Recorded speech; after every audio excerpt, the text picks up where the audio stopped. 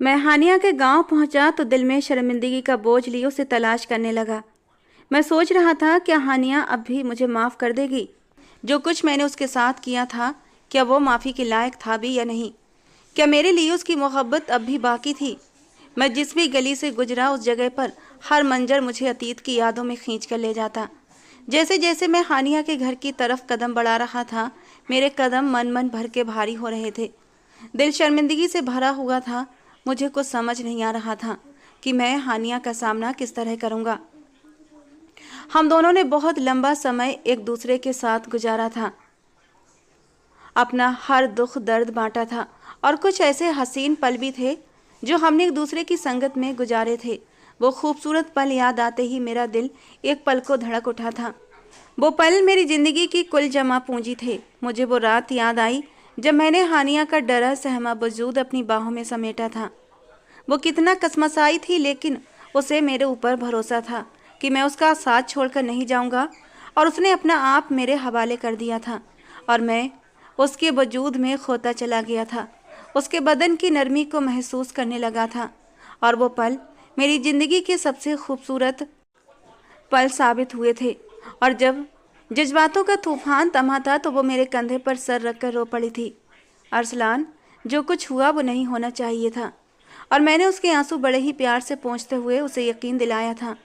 हानिया, ये हमारी मोहब्बत थी, हमने कुछ गलत नहीं किया है। मेरा यकीन करो हानिया, मैं तुम्हें पूरी इज्जत के साथ अपनाऊंगा क्योंकि मैंने तुमसे सच्ची मोहब्बत की है। और उस वक्त मैं उससे कोई झूठा वादा नहीं कर रहा था। वाकई मैं उससे मोहब्बत करता था, लेकिन मैंने कभी सोचा भी नहीं था कि मुझे हानिया को यूं बीच मझधार में छोड़कर जाना पड़ेगा।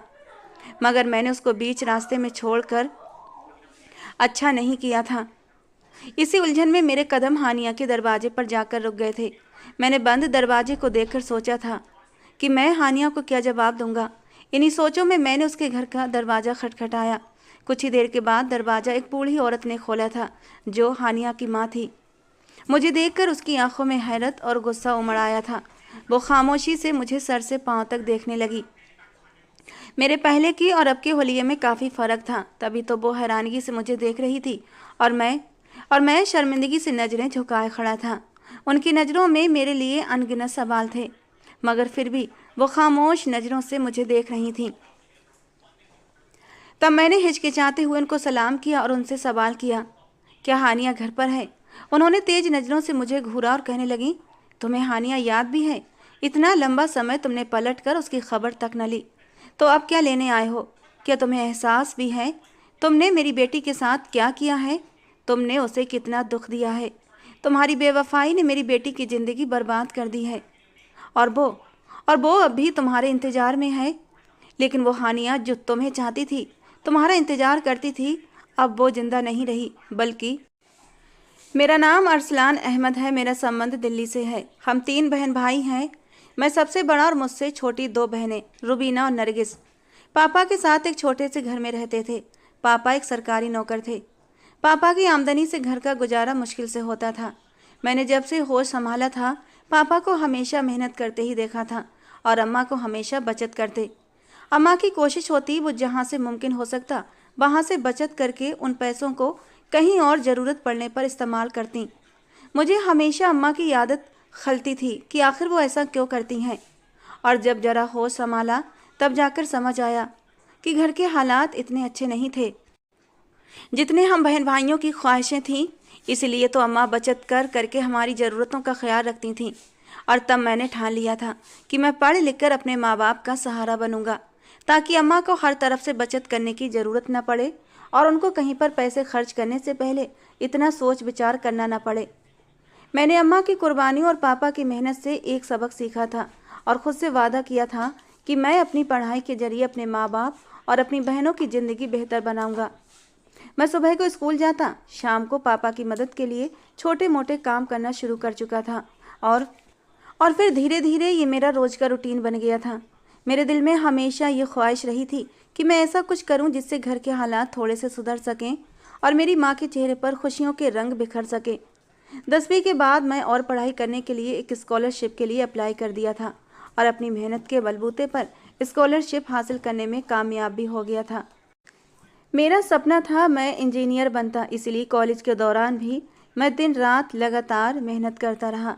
पार्ट टाइम जॉब करके अपनी छोटी मोटी ज़रूरतें पूरी कर लिया करता था, क्योंकि मैं पापा पर और बोझ डालना नहीं चाहता था। छोटी बहनें छोटी बहनें भी बहुत सब्र और हिम्मत वाली थीं। शायद उनको ये आदत अम्मा की तरफ से मिली थी कि वो हर चीज़ पर सब्र कर लिया करती थीं। कॉलेज में शानदार नंबरों के बाद मुझे देश की एक बड़ी इंजीनियरिंग यूनिवर्सिटी में दाखिला मिल गया था। मेरा सपना बिल्कुल करीब होने को था, लेकिन तभी मैंने और भी मेहनत करना शुरू कर दिया था। दिन को मैं क्लासेस लेता, उसके बाद एक कैफ़े में जाकर पार्ट टाइम वेटर का काम करता था। फिर रात को मैं 2 घंटे बच्चों को ट्यूशन भी देता था। इस बीच मेरी दोनों छोटी बहनें भी अपनी पढ़ाई पूरी कर रही थीं और घर के हालात भी धीरे धीरे सुधरने लगे थे। यूनिवर्सिटी में मेरी मुलाकात उन्हीं दिनों हानिया से हुई थी। वो गांव से यहाँ शहर पढ़ने के लिए आई थी और हॉस्टल में ही रहती थी। एक सादा सी जिंदा दिल लड़की थी। गेहूं रंग पर उसकी बादामी आंखें और चेहरे पर फैली मासूमियत उसे सबसे अलग बनाती थी और मुझे उसकी ये सादगी बहुत पसंद आई थी। और दूसरी बात ये थी कि वो बहुत ही हिम्मत वाली लड़की थी। कभी हिम्मत नहीं हारती थी, बल्कि हर तरह के हालात का डटकर सामना करती थी। वो अपने माँ बाप की इकलौती बेटी थी। उसके साथ साथ वो अपने घर का अकेला सहारा भी थी, क्योंकि उसके पापा उसके बचपन में ही मर गए थे और उसकी माँ ने लोगों के कपड़े सिलाई कर करके उसको पाल पोस कर बड़ा किया था। वो भी मेरी तरह पढ़ लिख कर कामयाब होना चाहती थी। यही वजह थी वो भी पढ़ाई में बहुत अच्छी थी और अपने कॉलेज की टॉप स्टूडेंट रही थी। हानिया और मेरे रूटीन में कुछ ज़्यादा फ़र्क न था। वो भी मेरी तरह दिन में यूनिवर्सिटी की क्लासेस जाती और शाम को कुछ एकेडमी जाकर पढ़ाती थी। हम दोनों अपनी पढ़ाई और नौकरी के बीच बिजी रहते थे। हम दोनों में एक बात कॉमन थी और वो ये थी कि हम दोनों ही अपनी अपनी जिम्मेदारियों को लेकर बहुत सीरियस थे और ज़िंदगी को बहुत ही सीरियसली लेते थे। हम दोनों की पहली मुलाकात एक यूनिवर्सिटी के सेमिनार में हुई थी, जब मैं वहाँ पर एक टेक्निकल प्रेजेंटेशन देने के लिए आया था, जबकि हानिया अपनी दोस्त के साथ बैठी मेरी प्रेजेंटेशन देख रही थी। मेरी बातचीत के अंदाज ने और मेरे कॉन्फिडेंस से भरपूर रवैये ने हानिया को बहुत इम्प्रेस किया था। उसके उल्टे जब मैंने पहली बार हानिया की मुस्कुराहट देखी तो मुझे ऐसा लगा जैसे वक्त थम सा गया हो। हानिया मेरी स्पीच देने के अंदाज से इम्प्रेस हुई थी और मैं उसकी मुस्कुराहट से। सेमिनार के बाद उसने मुझे कुछ सवाल पूछने के बहाने बातचीत शुरू कर दी थी।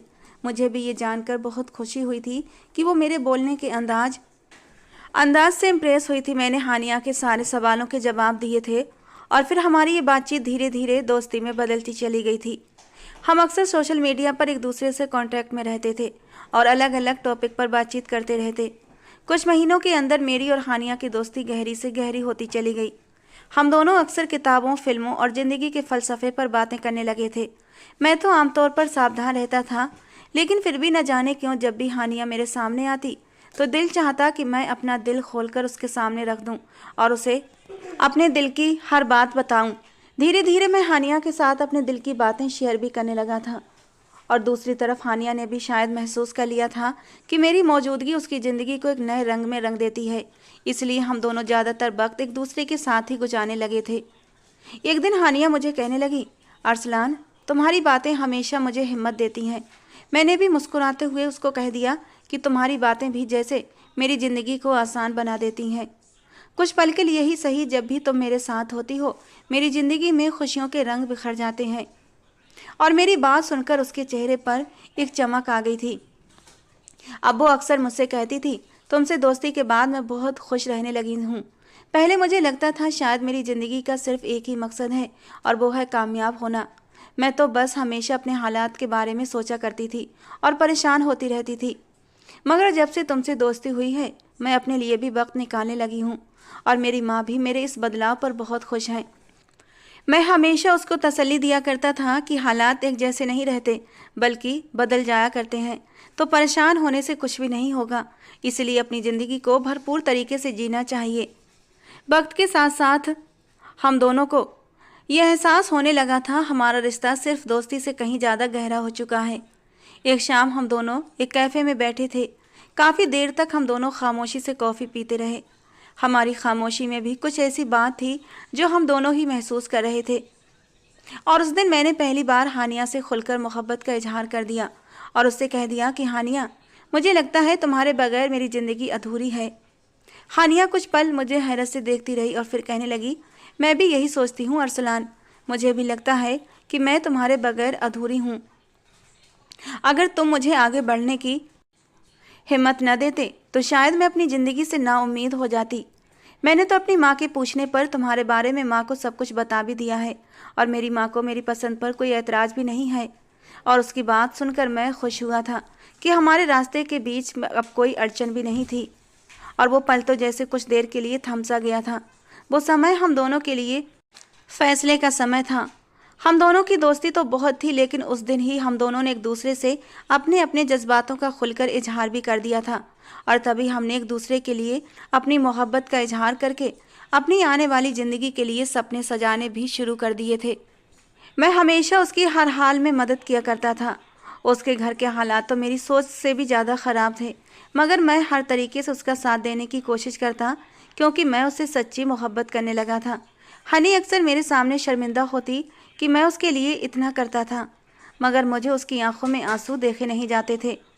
जब मैं उसे अपना दिल दे ही बैठा था तो हर हाल में उससे वफा करना चाहता था।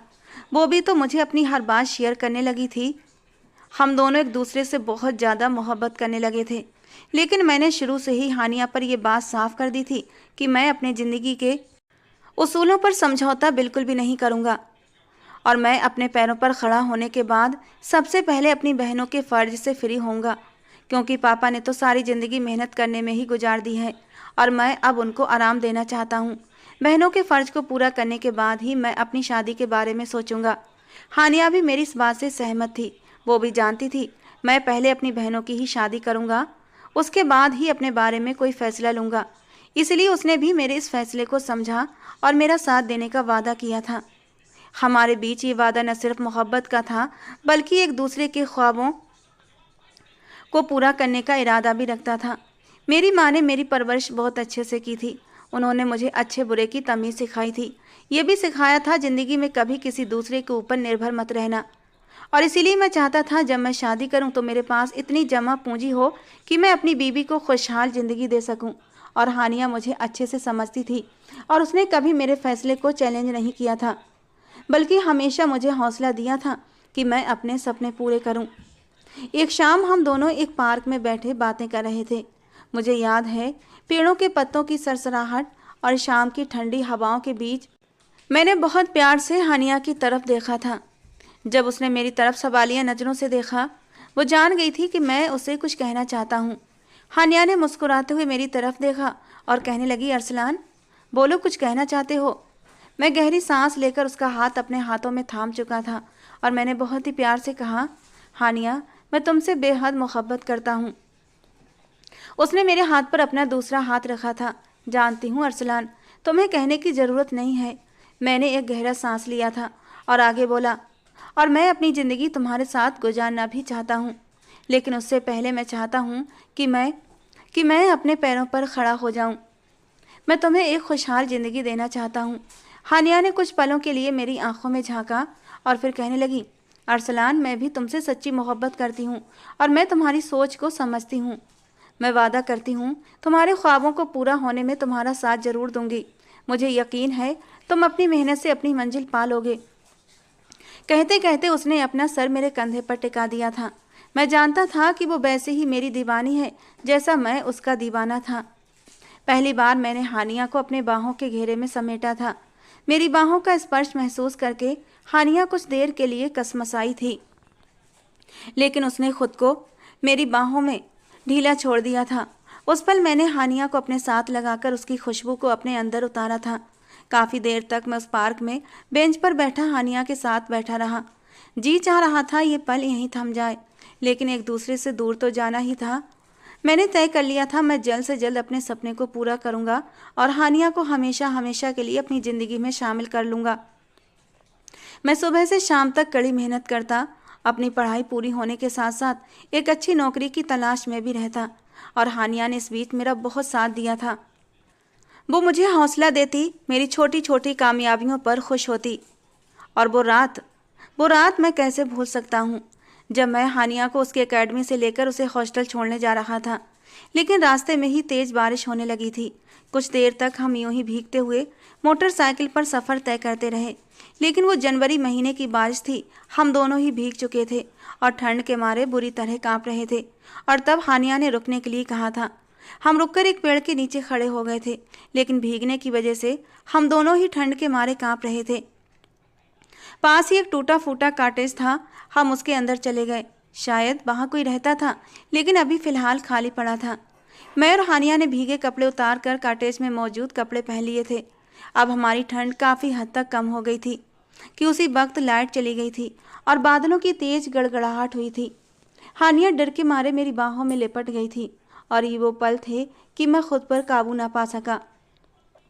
जब मैंने अपने होंठ उसकी गर्दन पर रखे और मेरी सांसों की सरसराहट उसके कानों में पड़ी तो वो एकदम से चौंकी थी और मेरी बाहों से निकलने लगी। मैंने उसके कानों के पास अपने होंठ ले जाकर धीरे से कहा था, हानिया प्लीज़ आज खुद को मुझसे दूर मत करो। आज मैं तुम्हारी चाहत में पूरी तरह गुम हो जाना चाहता हूँ। ये कहते कहते मैंने उसके ठंडे कांपते होंठों को अपने होंठों की कैद में लिया था और उसे मेरी मोहब्बत पर यकीन था। उसने कोई ऐतराज़ नहीं किया था, बल्कि मेरी मोहब्बत में खुद भी बहकती चली गई थी। बाहर बारिश का तेज़ तूफान था तो अंदर कमरे में जज्बातों का तेज़ तूफान आया हुआ था। हम दोनों ही एक दूसरे में गुम हो चुके थे और जब मैंने उसके गले से दुपट्टा उतार कर फेंका था और उसके कुर्ते की डोरियों पर हाथ रखा तो उसने सिर्फ एक नज़र मेरे ऊपर डाली थी। उस नज़र में क्या कुछ नहीं था, मोहब्बत का मान, विश्वास और कभी न छोड़ने की उम्मीद। और मैंने भी आंखों ही आंखों में उसे हिम्मत दी थी कि मैं उसे कभी छोड़कर नहीं जाऊंगा। और उसने सुकून से ये विश्वास पाने के बाद अपने आप को मेरे हवाले कर दिया था। कुछ घंटे के बाद तूफान भी थम चुका था और हमारे जज्बातों का तूफान भी ठंडा हो चुका था। वो रोई तो मैंने उसे अपनी बाहों में फिर से समेट लिया था कि मैं तुम्हें हमेशा अपने पास रखूंगा, बहुत जल्दी मैं तुमसे शादी भी कर लूँगा। उस रात के बाद से हम एक दूसरे के और भी करीब आ गए थे और फिर एक दिन मैंने दुबई जाने का फ़ैसला कर लिया ताकि वहाँ मेहनत करके अपनी ज़िंदगी बेहतर बना सकूं। मेरा ये फ़ैसला जानकर हानिया कुछ देर के लिए खामोश हो गई थी। उसकी बड़ी बड़ी आंखों से आंसू चमकने लगे थे, लेकिन हानिया कभी मेरी कमजोरी नहीं बनी थी। उसने अगले ही पल अपनी आंखों की नमी साफ की और मुस्कुराकर मेरे इस फैसले में मेरा साथ दिया था, ये कहकर कि मैं तुम्हारा इंतज़ार करूँगी। और मुझे मालूम था वो मेरा इंतज़ार करेगी हर हाल में। मैंने दुबई जाकर एक कंपनी में नौकरी करना शुरू कर दी। शुरू में तो काम बहुत सख्त था, ऊपर से था भी परदेश। घर वालों से और हानिया से दूरी का एहसास भी बहुत होता था, लेकिन मैंने कभी हिम्मत नहीं हारी थी। मेहनती तो मैं पहले ही था। मैं दिन रात मेहनत करता, ओवर टाइम भी करता कि ज़्यादा पैसे कमा सकता। इसी बीच मैं हर तरह के लोगों के साथ काम करना शुरू कर चुका था और एक दिन एक इवेंट में मेरी मुलाकात एक हसीन अरबी लड़की नायला से हुई थी। नायला दुबई की ही रहने वाली थी। वो अपने पापा के बिजनेस में मदद करती थी। नायला बहुत खुश अखलाक और दोस्ताना मिजाज की लड़की थी। हम दोनों के बीच अच्छी बातचीत शुरू हो गई थी और जल्दी ही हम अच्छे दोस्त बन गए थे। मेरी ज़िंदगी में दुबई जाने के बाद बहुत कुछ बदल गया था। मेरा हर दिन मेहनत से शुरू होता और मेहनत पर ही ख़त्म होता था, लेकिन धीरे धीरे परदेश की तन्हाई और दुबई की चमक दमक ने मेरे ख्यालों को बदलना शुरू कर दिया था। हर दिन नायला से मुलाकात होना जैसे एक रूटीन सा बन गया था, लेकिन वक्त गुजरने के साथ साथ ये संबंध और भी गहरा होने लगा था। नायला की पर्सनालिटी का जादू और उसकी खुशगवारी ने मेरे दिल पर एक गहरा ही असर डाला था। उधर हानिया हर बार मेरे फ़ोन का इंतज़ार करती रहती, मेरी कामयाबी के बारे में पूछती रहती और मुझे आगे बढ़ने की हिम्मत देती, तो वहीं नायला भी मेरी हिम्मत बढ़ाती और मेरी मुश्किलों को समझती थी। अब तो उसने मेरी ज़िंदगी में कुछ ज़्यादा ही दिलचस्पी लेना शुरू कर दी थी। मैंने महसूस किया था कि नायला मेरी ज़िंदगी में वो कमी पूरी कर रही थी जो हानिया की दूरी की वजह से पैदा हुई थी। नायला के साथ वक्त गुजारना मेरे लिए एक सुकून का कारण बन गया था। हम दोनों अक्सर शाम को मिलते, दुबई की गलियों में घूमते और अपनी ज़िंदगी के तजुर्बे एक दूसरे से शेयर करते। मुझे अपनी कंपनी के प्रोजेक्ट में शामिल करने की उसने पेशकश की और ये तो जैसे मेरे करियर के लिए एक नया दरवाज़ा खुलने जैसा था।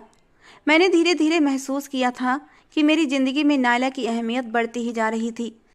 नायला के साथ गुजारी गई शामें और उसकी गर्मजोशी ने मुझे हानिया के बारे में सोचने का मौका ही नहीं दिया था। मैं ये समझने लगा था शायद हानिया और मेरे बीच फासलों ने ही हमें अलग करवाया है। हानिया ने मुझे बहुत फ़ोन किए, मगर मेरे पास तो जैसे अब उसके लिए वक्त ही नहीं था। और एक दिन उसने मुझे बताया कि कभी मुझसे फुर्सत में बात करो, मैं तुम्हें कुछ बताना चाहती हूँ। मुझे इस वक्त तुम्हारी सबसे ज़्यादा ज़रूरत है। लेकिन मैंने ये कहकर फ़ोन काट दिया था। मुझे ज़रूरी मीटिंग के लिए जाना है। पता नहीं वो मुझे क्या बताने वाली थी। तब उसने मुझे कई ख़त भी लिखे थे जिनमें अपनी मोहब्बत और यकीन दहानी का इजहार किया था। लेकिन मेरे जवाब सर्द और छोटे होते गए। हानिया को अंदाज़ा होने लगा था कि मैं बदल रहा हूँ, लेकिन वो इस हकीकत को कबूल करने के लिए तैयार नहीं थी। वो सोचती थी शायद मेरे हालात बेहतर होने के बाद सब कुछ पहले जैसा हो जाएगा। उसको लगता था मेरे काम कुछ ज़्यादा ही बढ़ गए थे। शायद इसीलिए मैं उसके साथ इस तरह का सर्द बर्ताव कर रहा था। मुझे कभी कभार हानिया का ख्याल आता था और मुझे ये सोचकर जुर्म का एहसास भी होता था कि मैं उसकी मोहब्बत और वफादारी को नज़रअंदाज कर रहा था। लेकिन मेरे आसपास का माहौल, नायला की मौजूदगी और मेरी अपनी बढ़ती हुई कामयाबियाँ मुझे हकीकत से इनकार करने पर मजबूर कर देती थीं। मैं अपने आप को यही समझाता, शायद हानिया के बगैर भी ज़िंदगी अच्छी गुजर सकती है। हानिया ने मेरे लिए अपने ख्वाबों और मोहब्बत को पाने के लिए हर तरह की कुर्बानी दी थी। उसने अपनी ज़िंदगी के बेहतरीन साल मेरे ख्वाबों को सहारा देने में गुजारे थे। लेकिन मुझे ये समझने में देर हो गई थी और एक दिन मुझे हानिया की तरफ से एक ख़त मिला जिसमें लिखा था, अरसलान, मैंने तुम्हारी मोहब्बत में अपनी ज़िंदगी के सबसे खूबसूरत पल गुजारे हैं। मैंने तुम्हारे ख्वाबों को अपनी दुआ समझा था, लेकिन अब मुझे लगता है शायद तुमने ख्वाबों में मुझे कहीं खो दिया है। मैंने तुम्हें आज़ाद छोड़ दिया है अरसलान, ताकि तुम सुकून से अपनी ज़िंदगी गुजार सको। जो तुम्हारे दिल के करीब है उसके साथ खुश रहो। मुझे जीने की एक वजह मिल गई है और मैं उसी के सहारे अपनी ज़िंदगी गुजार लूँगी। हानिया के ख़त ने मुझे कुछ देर के लिए अतीत की यादों में गुम कर दिया था। उसे जीने की आखिर ऐसी कौन सी वजह मिल गई थी? शायद उसने अपने लिए कोई जीवन साथी चुन लिया होगा। लेकिन मैं अपनी नई ज़िंदगी को हकीकत में कबूल कर चुका था। मैं जानता था हानिया के ख़त ने मुझे आज़ाद कर दिया है। अब वो आगे से कभी मुझे कॉल या ख़त के ज़रिए बातचीत नहीं करेगी। कुछ वक्त बाद मैंने नायला से अपनी मोहब्बत का इजहार कर दिया और हम दोनों ने अपनी ज़िंदगी एक साथ गुजारने का फ़ैसला कर लिया। मैंने नायला को अपने बारे में सब कुछ बता रखा था, सिवाय हानिया वाली बात के, और नायला मेरी मेहनत से बहुत इम्प्रेस हुई थी। मुझे भी नायला की सादगी और उसकी मदद करने का ये रवैया बहुत पसंद आया था। मोहब्बत के सफ़र में हम दोनों के दिल एक दूसरे की तरफ खींचने लगे थे और जब नायला ने अपनी मोहब्बत के बारे में अपने घर वालों को बताया तो उसको अपने घर वालों के गुस्से का सामना करना पड़ा था। नायला के पापा तो चाहते थे वो किसी दुबई के ही बड़े बिजनेसमैन से शादी करे, लेकिन नायला ने अपने पापा को समझाने की कोशिश की कि वो मुझसे प्यार करती है और मुझसे ही शादी करना चाहती है। मैंने फैसला कर लिया था मैं नायला के पापा को अपनी मेहनत से और अपने अच्छे अखलाक से कायल कर लूँगा। मैं नायला के पापा के बिजनेस प्रोजेक्ट में उनकी बहुत मदद करने लगा और अपनी काबिलियत और मेहनत का सबूत मैंने उन्हें दे दिया था। नायला के पापा मुझसे बहुत इम्प्रेस हो गए थे। नायला के पापा मेरी और नायला की शादी के लिए राज़ी हो गए क्योंकि उन्हें अपनी बेटी की खुशी भी प्यारी थी और यूँ मेरी और नायला की शादी हो गई। मैंने अपने अम्मा पापा को इस बारे में बताया तो थोड़ी नाराज़गी के बाद वो भी मान गए थे क्योंकि उनको मुझ पर पूरा भरोसा था कि मैं कुछ भी गलत नहीं कर सकता। शादी के बाद नायला ने मेरी ज़िंदगी में न सिर्फ मोहब्बत बल्कि सुकून भी शामिल किया था। मैं अपनी बहनों के लिए कुछ ख़ास करना चाहता था और नायला ने मेरी मदद के लिए हर मुमकिन कोशिश की थी। नायला ने कहा था वो मेरी बहन की शादी करने के लिए अपने पास से पैसे देगी, लेकिन मैंने उसे मना कर दिया था क्योंकि मैं खुद अपनी मेहनत की कमाई से अपनी बहनों को उनके घर का करना चाहता था। बल्कि मैं तो खुद अपने कदमों पर खड़ा होकर खुद अपनी पहचान बनाना चाहता था और नायला ने मेरे इस जज्बे की कदर की थी। वो हर तरह से मेरे कदम से कदम मिलाकर मेरे साथ चल रही थी। बड़ी बहन की मैंने शादी कर दी और छोटी बहन नरगिस को मेरी तरह पढ़ने का बहुत शौक़ था, इसलिए मैंने उसका एडमिशन करा दिया। उसकी पढ़ाई के खर्चे भी उठाने लगा। मैं अब तक लौटकर हिंदुस्तान नहीं गया था, यहाँ तक कि मेरी छोटी बहन नरगिस की पढ़ाई भी पूरी हो गई थी और फिर एक अच्छे ख़ानदान में उसका रिश्ता तय हो गया और फिर उसकी भी शादी कर दी। मेरी दोनों बहनें अपनी अपनी ज़िंदगी में खुश थीं और मेरा दिल भी सुकून से भर गया था। बहनों की शादियां करने के बाद मैं और नायला ने अपने ओर ध्यान दिया था। अपना सारा ध्यान अपने नए कारोबार पर लगाया था और धीरे धीरे हमारी मेहनत रंग लाई थी और हमारा कारोबार खूब तरक्की करने लगा था। और तब नायला ने मुझे ज़िंदगी की सबसे बड़ी खुशखबरी सुनाई थी। पूरे 5 साल बाद हमारे यहाँ बेटा पैदा हुआ, जिसका नाम नायला ने उबैद रखा। उबैद में तो हम दोनों की जान बसती थी। हम दोनों ने मिलकर अपनी ज़िंदगी को खुशी और कामयाबियों से भर दिया था। लेकिन हमारी इन खुशियों के सफ़र में एक ऐसा मोड़ आया जिसने हमारी दुनिया को हिलाकर रख दिया। एक दिन नायला ने अपने शरीर में अजीब सी कमजोरी और थकान महसूस की। पहले तो वो इन सब बातों को नज़रअंदाज करती रही, मगर वक्त के साथ साथ ये कमजोरी बढ़ती गई। बुखार तो कभी भूख की कमी और कभी थकावट उसे परेशान करने लगी थी। मैं उसे फ़ौरन एक डॉक्टर के पास लेकर गया और कुछ टेस्ट के बाद डॉक्टर ने हमें मशवरा दिया कि और भी टेस्ट करवाओ। और फिर आगे जो रिपोर्ट हमारे सामने आई थी, हमारी पूरी दुनिया हिलकर रह गई थी।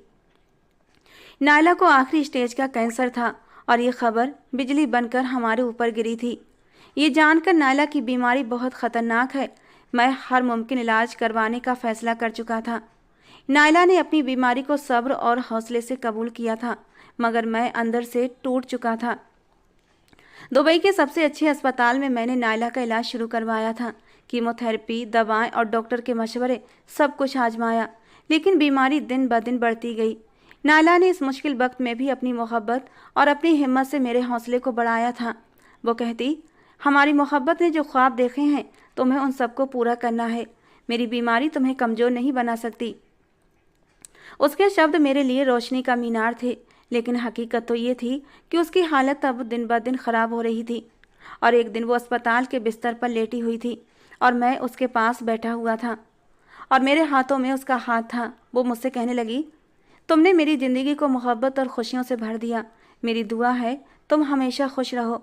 मेरी गैर मौजूदगी में भी अपनी ज़िंदगी को उम्मीद और रोशनी से भरपूर रखना।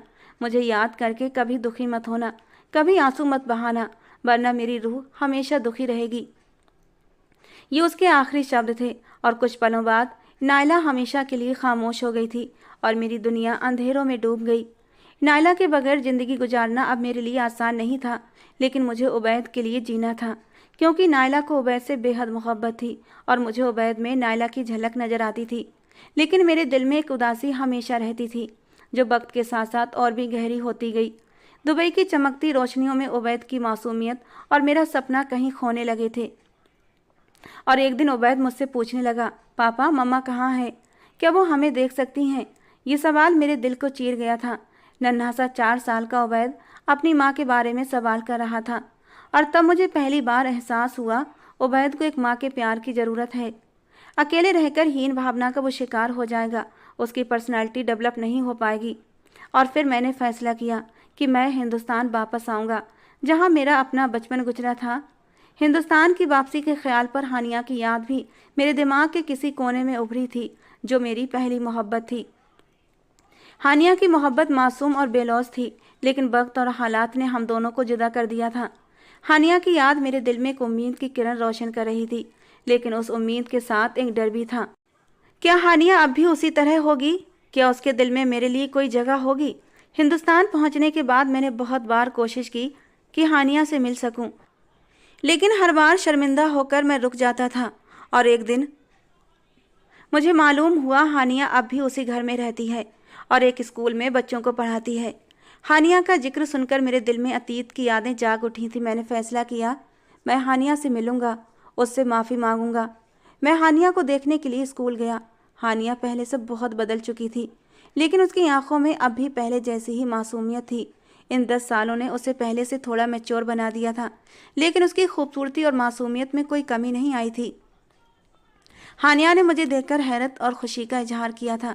उसने मुझे बताया वो शादी कर चुकी है और उसकी एक बेटी भी है और उसकी ज़िंदगी बहुत खुशगवार है। लेकिन मैंने उसकी आंखों में एक अनजानी सी उदासी महसूस की थी। मुझे ये सुनकर मायूसी हुई कि वो शादी कर चुकी थी, लेकिन मैंने मन ही मन अपनी सोच पर शर्मिंदा हुआ था। जब मैं अपनी ज़िंदगी में आगे बढ़ सकता था, तो क्या हानिया को हक नहीं था वो अपनी ज़िंदगी को आगे बढ़ाती? मैंने ऐसा कैसे सोच लिया कि वो मेरी मोहब्बत का रोग लगाए पूरी ज़िंदगी मेरा ही इंतज़ार करती रहती, वो भी बिना किसी उम्मीद के। मैंने हानिया को अपने बारे में सब कुछ बता दिया। मुझसे बात करते करते हानिया की आंखें गीली हुई थीं और फिर उसने मुझे बताया कि अपनी माँ के कहने पर उसने मुश्किल से शादी करने का फ़ैसला किया था। उसका शौहर एक कारोबारी आदमी था जो ज़्यादातर वक्त घर से दूर रहता था और एक बार प्लेन क्रैश में उसकी मौत हो गई। हानिया ने अपनी ज़िंदगी अपनी बेटी के लिए कुर्बान कर दी, और जब मैं उसकी बेटी से मिला तो न जाने क्यों वो मुझे बिल्कुल अपनी अपनी सी लगी। बेख्तियार मेरा दिल चाहा मैं उसे अपने सीने से लगा लूं, लेकिन वो एकदम शर्माकर अपनी माँ के पीछे छुप गई थी और मुझे चुपके चुपके देख रही थी। मैंने कहा, हानिया, तुम्हारी बेटी तो बिल्कुल, हाँ बिल्कुल मेरी जैसी है। उसने जल्दी से बात बदली थी। उबैद का दाखिला मैंने हानिया के ही स्कूल में करवा दिया था। हानिया उसके साथ बहुत प्यार से पेश आती थी, उसे अच्छे बुरे की तमीज़ भी सिखाती थी। अब वो खुश रहने लगा था। मेरे दिल में हानिया के लिए दबी मोहब्बत फिर से उभरने लगी थी।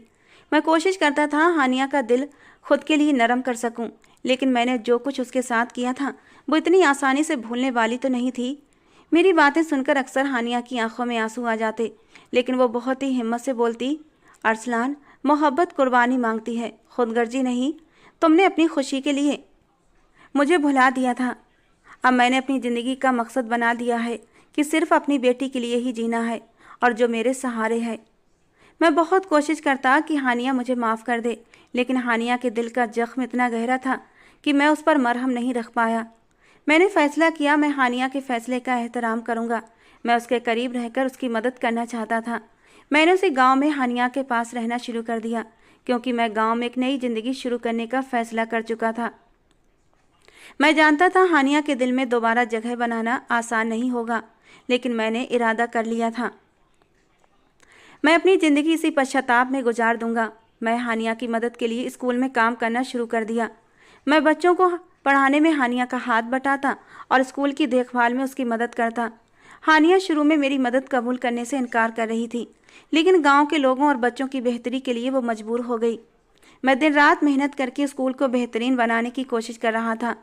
गांव वालों के लिए एक छोटा सा क्लिनिक भी खुलवा दिया ताकि लोग सेहत की बुनियादी सहूलतें हासिल कर सकें। हानिया ये सब कुछ देखती रही, लेकिन उसके दिल का जख्म अब भी ताज़ा था। गांव के लोग मेरी मेहनत और खुलूस देखकर मेरी तारीफ करते, और मैं जो खुद को खुदगर्ज इंसान समझता था अब एक हमदर्द और मुखलिस इंसान बन चुका था। मैं स्कूल के बच्चों के लिए किताबें, कपड़े खरीद कर उनके लिए खेल के मैदान बनवाए और उनकी ज़िंदगी में खुशी के रंग भरने की कोशिश की। हानिया खामोशी से ये सारे काम देखती रहती।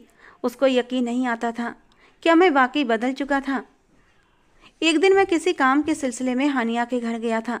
उसकी माँ मुझे देखकर खुश नहीं हुई थी, लेकिन शायद हानिया ने उन्हें मेरे बारे में कुछ समझा बुझा दिया था, इसीलिए उन्होंने मुझे इज्जत से बिठाया, मेरे लिए चाय भी लेकर आई। उसके बाद वो उठकर चली गई थी। मैं उन्हें कुछ ज़्यादा पसंद नहीं था जो वो मेरे पास बैठती। मैं चाय का कप हाथ में लेकर बिना सोचे समझे हानिया के कमरे की तरफ बढ़ गया था, जहाँ हानिया की यूनिवर्सिटी के समय की बहुत सी निशानियाँ रखी थीं। कुछ गिफ्ट भी थे जो मैंने उसे दिए थे, जो उसने बहुत ही संभाल कर रखे थे। मैंने एक ड्रॉल खोली तो उसमें कुछ खत रखे थे जो मेरे दुबई जाने पर हानिया ने मेरे नाम लिखे थे। मैं एक एक खत उठाकर पढ़ने लगा। उन खतों में उसने अपनी बेकरारी लिखी थी, अपनी मोहब्बत के बारे में लिखा था, और एक खत पढ़ते पढ़ते जैसे मेरी पूरी दुनिया लोटपोट हो गई थी। मैं वहीं बेड पर बैठ गया था और बार बार उस खत को पढ़ने लगा। उस खत में लिखा था, अरसलान, तुम मुझे छोड़कर चले गए और मैं एक ऐसे मोड़ पर आकर खड़ी हो गई हूँ कि न जिंदगी में आगे बढ़ सकती हूँ और न पीछे जा सकती हूँ। तुम लौट आओ अरसलान, मुझे तुम्हारी ज़रूरत है। लेकिन तुम तो मुझसे बात ही नहीं करते। इस वक्त मैं ज़िंदगी के सबसे नाजुक मोड़ पर खड़ी हूँ अरसलान, क्योंकि मैं तुम्हारे बच्चे की माँ बनने वाली हूँ, और मेरी माँ मेरी बदनामी से बचने के लिए मेरी शादी कर रही हैं। लेकिन मैं शादी नहीं करूँगी अरसलान, मैं तुम्हारी अमानत हूँ, ये बच्चा तुम्हारा है। वो ख़त मेरे हाथों से छूट कर गिर पड़ा था और आहट की आवाज़ पर मैंने नज़र उठाकर देखा तो हानिया की माँ खड़ी थी। कहने लगी, हानिया तुम्हारे बच्चे की माँ बनने वाली थी। मैंने उस पर बहुत प्रेशर डाला कि वो शादी कर ले, लेकिन वो नहीं मानी और सिर्फ तुम्हारे नाम के सहारे उसने ये 10 साल गुजार दिए। तुम्हारी बेटी को जन्म भी दिया। मैंने लोगों की बातें भी सुनी, लेकिन धीरे धीरे लोगों की ज़बानें बंद हो गई थीं, क्योंकि मैंने कह दिया था मैंने हानिया की शादी कर दी है और उसका शौहर विदेश में रहता है। अलीशा तुम्हारी ही बेटी है। और मैं उस दिन बहुत रोया था, फूट फूट कर रोया था। और तभी हानिया भी घर आ गई थी। मैं उसके सामने सर झुकाकर बैठ गया, उससे रो रो कर माफ़ी मांगी थी। उसने मेरा कितना विश्वास किया था और मैंने उसका विश्वास तोड़ दिया था। मेरे इतने दिनों की मेहनत और खुलूस को देखते हुए उसने मुझे माफ़ भी कर दिया था। अपनी माँ के कहने पर मुझसे शादी भी कर ली। मैं अपनी बेटी को सीने से लगाकर बहुत रोया था। ये खून के रिश्ते ऐसे ही होते हैं। मेरा दिल पहले से ही अलीशा के लिए हुमकता था और वो भी तो हर वक्त मेरे पास आने की कोशिश करती थी। हानिया ने मेरे बेटे उबैद को दिल से अपना लिया था। वो अलीशा में और उबैद में कोई फ़र्क नहीं करती थी, बल्कि अपने सगे बेटे की तरह रखती थी। और उबैद भी हानिया को अपनी सगी माँ समझने लगा था। उसके चेहरे पर खुशियों की चमक लौटने लगी थी। मैं हानिया को खुश करने की हर मुमकिन कोशिश करता और मैं अपनी कोशिश में कामयाब भी हुआ था, क्योंकि हानिया भी खुश रहने लगी थी। लेकिन कभी कभी तन्हाई में बैठकर सोचता तो पता नहीं ऐसा क्यों लगता कि हानिया के दिल में अब मेरे लिए वो पहले वाली मोहब्बत नहीं है। और फिर मैं एक गहरी सांस लेकर रह जाता। होनी भी नहीं चाहिए, क्योंकि मोहब्बत का यकीन अगर एक बार टूट जाए तो वो दोबारा बहाल नहीं होता। मैंने भी उसके भरोसे की धज्जियाँ बिखेर दी थीं। वो कैसे दोबारा मुझसे मोहब्बत कर सकती थी? बस हालात के आगे उसने खुद को झुका दिया था। शायद अलीशा और उबैद के अच्छे फ्यूचर के लिए और मेरे लिए यही काफ़ी था। मुझे कम से कम हानिया का संग तो नसीब था और दोनों बच्चों को माँ बाप का प्यार मिल गया था। मैं आगे यही कोशिश करता कि हानिया को मुझसे कोई तकलीफ़ ना हो और वो भी मुझसे कोई शिकायत नहीं करती थी। बस ज़िंदगी में अब एक ही कमी थी, काश हानिया मुझसे पहले की तरह मोहब्बत करने लगे, जो शायद नामुमकिन बात है। दोस्तों, आज की हमारी ये कहानी आपको कैसी लगी कमेंट बॉक्स में ज़रूर बताना। पसंद आई हो तो प्लीज़ लाइक करना। रोज़ एक नई रोमांटिक कहानी सुनने के लिए हमारे चैनल को सब्सक्राइब करना। मिलते हैं दोस्तों अगली किसी नई कहानी के साथ।